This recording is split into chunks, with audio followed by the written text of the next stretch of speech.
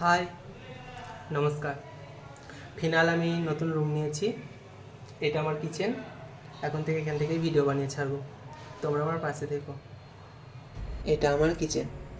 সে যাই হোক, নতুন রুম নিয়েছি আর স্পেশাল কিছু বানাবো না প্রথম দিন, তাই কখনো হয়।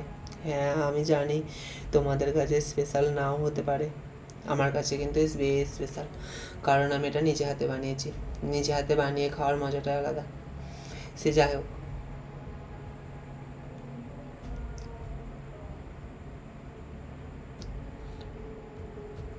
আজকে আমি বানিয়েছিলাম বড় ছোলার ঘুগনি, তার সাথে ছিল রুটি। অ্যাকচুয়ালি স্পেশাল ঘুগনি।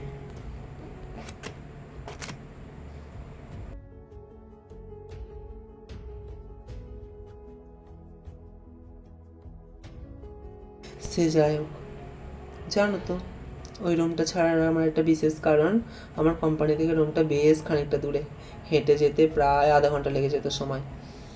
ওই কারণেই আমি ভাবলাম, এমনিতেও আমি অনেকদিন ধরেই রুম খুঁজছিলাম যে কোম্পানির কাছাকাছিতে ভালো রুম পেলে।